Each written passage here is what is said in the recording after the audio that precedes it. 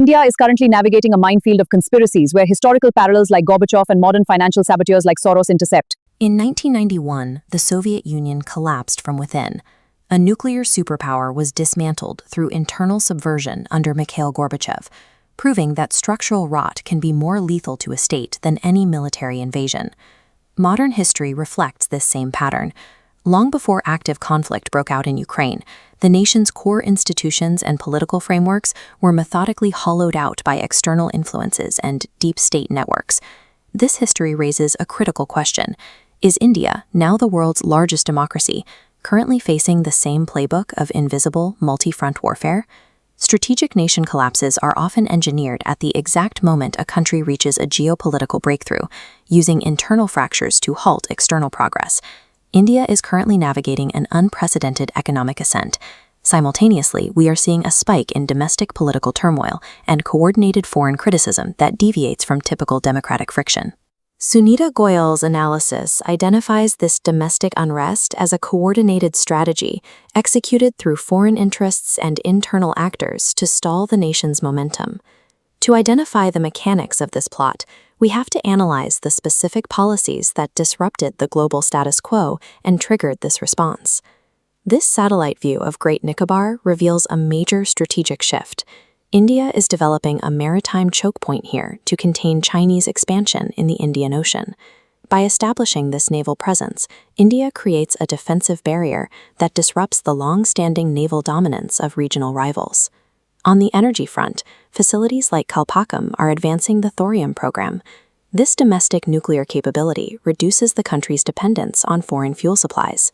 The shift toward ethanol blending directly impacts the global oil lobby. By converting local agricultural output into fuel, India retains capital that would otherwise exit the country as oil payments. These shifts were paired with stringent FCRA crackdowns, which successfully identified and cut off the flow of dark money into subversive domestic NGOs. When a nation secures its energy, maritime borders, and financial oversight, it dismantles the leverage points used by external powers. This assertion of independence frequently meets immediate, multi-front resistance from established global elites. The counterattack involves significant capital. Foreign billionaires like George Soros use their wealth to fund elements that actively work to destabilize the state. Domestic political figures, including Rahul Gandhi, often become the visible face of this friction, creating an environment of continuous disruption that targets the current leadership. This unrest carries a measurable economic penalty. As this data shows, periods of engineered domestic chaos can stall GDP growth, forcing the state to divert resources toward managing internal friction. Psychological warfare also plays a role. The strategy often utilizes false flag events to manipulate public sympathy and play the victim card. Blame is then systematically shifted onto the government and nationalist organizations to frame them as the primary aggressors. This multi-front siege targets India's economic and social stability to unseat the leadership responsible for these nationalist policies. The response to this subversion is led by Prime Minister Narendra Modi, whose administration has consistently prioritized national advancement over global establishment approval. This stance is supported by Chief Minister Yogi Adityanath, who focuses on domestic law enforcement and cultural identity. Home Minister Amit Shah completes this circle, architecting the security policies necessary to dismantle subversive internal networks. However, policy alone cannot secure the nation's future. When the adversary uses societal division as its primary weapon, government crackdowns reach a limit.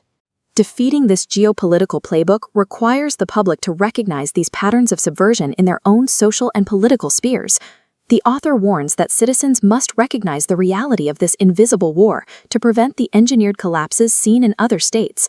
The ultimate defense against foreign interference and dark money is Rashtra Dharma, the prioritization of national duty over engineered division.